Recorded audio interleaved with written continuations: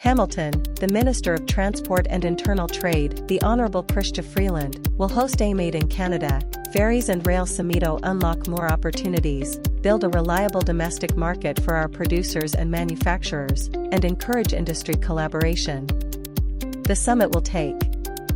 Today, the Honourable Tim Hodgson, Canada's Minister of Energy and Natural Resources, announced that Canada's 2 Billion Trees program has agreements to plant nearly 1 billion trees since the program's launch in 2021.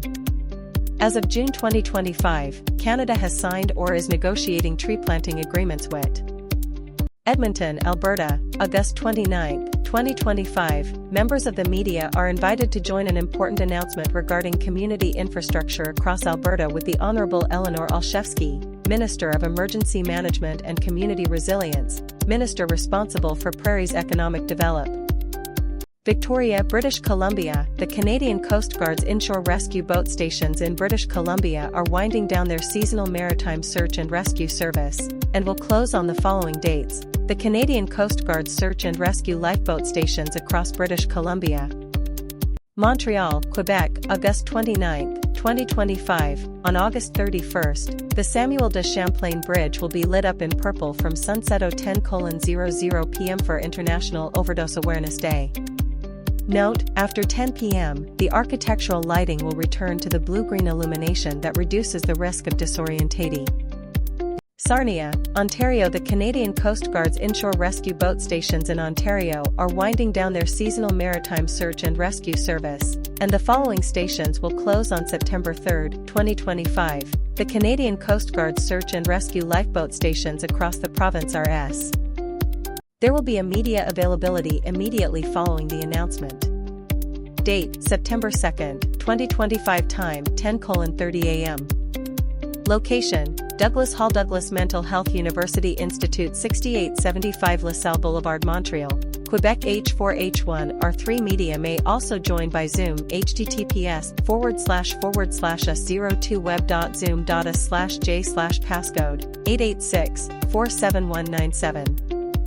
The Honourable Patty Hajdu, Minister of Jobs and Families and Minister responsible for the Federal Economic Development Agency for Northern Ontario, will be in Toronto to announce funding for youth to make sure the next generation is ready to lead and succeed in the economy of the future.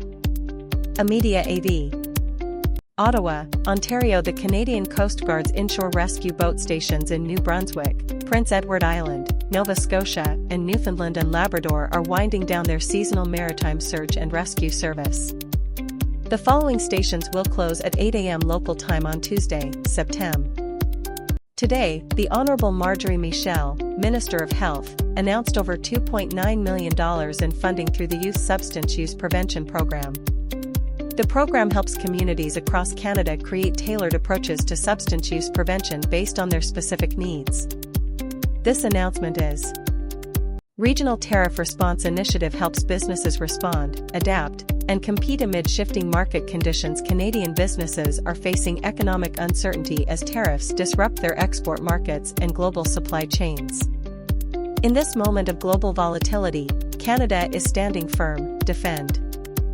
The Regional Tariff Response Initiative will help businesses respond, adapt, and compete amid shifting market conditions. The Government of Canada is focused on protecting Canadian workers, reinforcing the competitiveness of Canadian businesses, and building one strong Canadian economy.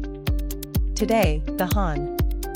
Stratford, Prince Edward Island, August 29, 2025. The Government of Canada is delivering over $18.75 million to invest in priority infrastructure projects that will support stronger and more connected communities in Prince Edward Island.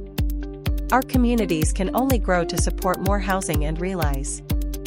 The Honourable Melanie Joly, Minister of Industry and Minister responsible for Canada Economic Development for Quebec regions, announced today close to $2.8 million in research grants to 14 Canadian post-secondary institutions. These investments will help scientists explore deep questions, from UND.